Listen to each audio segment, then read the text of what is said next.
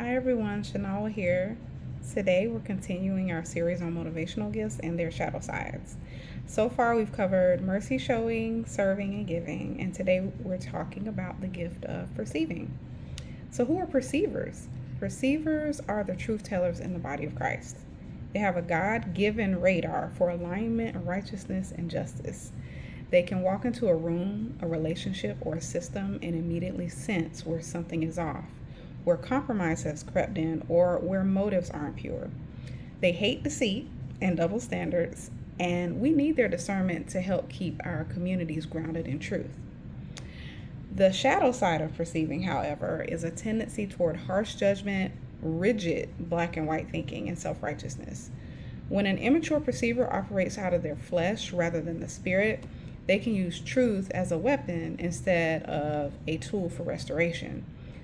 How does this connect to narcissistic or toxic family dynamics? Well, a perceiver in a toxic environment can become hypercritical, calling out everyone else's flaws while refusing to inspect their own.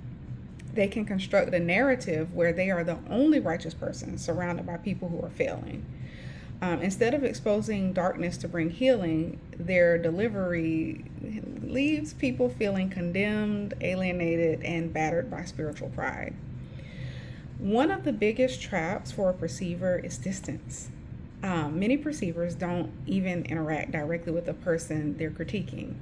They stand back, evaluate what they think they see, and form a complete verdict without ever having had a conversation. But relying solely on distant perception often leads to false assumptions. A mature perceiver has to get to the place where they aren't just asking God about timing, like, Lord, should I hold this word or give it? They also have to ask about accuracy. And accuracy requires engagement. Asking why questions demonstrates genuine empathy and opens up the true context. When you actually sit down and ask someone, why did you handle it that way? Or what was happening behind the scenes, the picture often changes entirely. Without empathy and real dialogue, what a perceiver calls discernment is actually just hasty judgment. So, in the shift to maturity, thank God that when we eat from the tree of life, God shows us his heart. Jesus spoke absolute truth, but he always engaged people personally and knew their real hearts. A healed and mature perceiver recognizes that they don't own truth, they steward it. Before they draw conclusions or call out a situation, they check in with God and ask, Father, is my perception accurate, or do I need to sit down with this person in empathy and listen first? When perceivers learn to balance their insight with direct conversation and compassion, they bring life-giving clarity that actually liberates people.